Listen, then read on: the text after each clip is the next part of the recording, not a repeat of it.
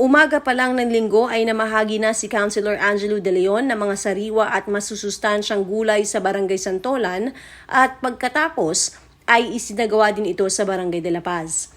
Taon-taon ay ikinakasa ni De Leon ang kanyang birthday pantry na paraan upang mapasalamatan daw niya ang mga Pasigueño. Bukod sa pamamahagi ng mga gulay sa mga nasabing lugar at sa iba pang mga barangay noong buwan ng Agosto, ay patuloy pa din ang serbisyong medikal na hatid ng konsehala sa District 2 sa pamamagitan ni Senator Riza Ontiveros. Today po, ilan sa mga dulong barangay na pupuntahan ko para sa pantry, birthday pasasalamat. Again, this is just really a giving back for the Pasigueño sa constituents natin na sa tiwala, sa suporta, sa pagmamahal.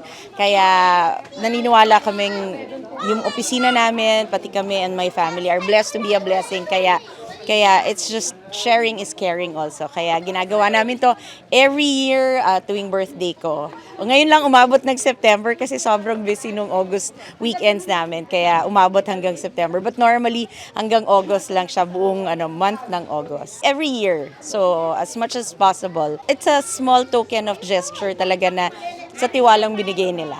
As much as we target 150 to 300 per barangay. Lalo na yung malalaking barangay tulad ng Pinagbuhatan, Manggahan.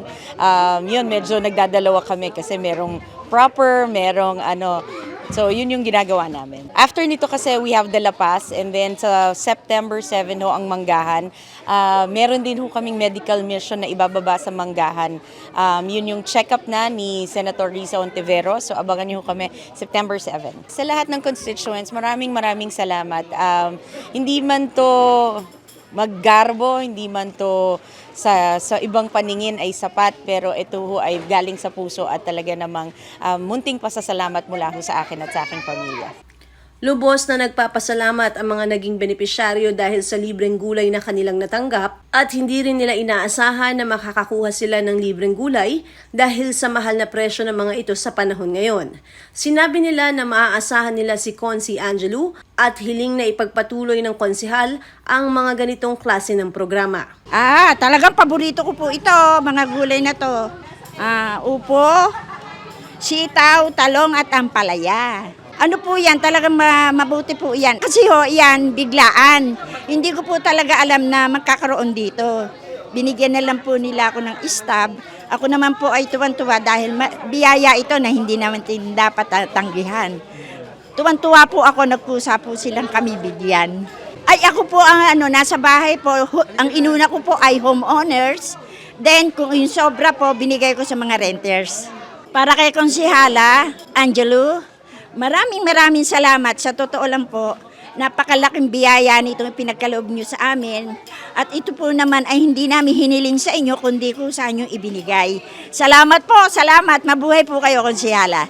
Mostly talagang 150 ang ibinigay sa atin ng ating buti kagawad na ibigay sa mga tao. Bukod doon soba-soba naman, kaya kahit na wala namang isang pwede.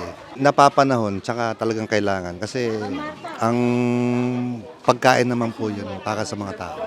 Siguro kay Konse, pagpatuloy niya lang yung mga magandang ginagawa niya, tsaka talagang alam natin na nakakatulong talaga. Madali siyang lapitan. Pagka yung sana laging sa mga nakaupo siguro dapat may ganito rin na visiting. Kasi importante na nakikita sila ng tao at alam kung ano nagiging proyekto. Ako si Luan Peñano para sa latest ng iNews Pasig.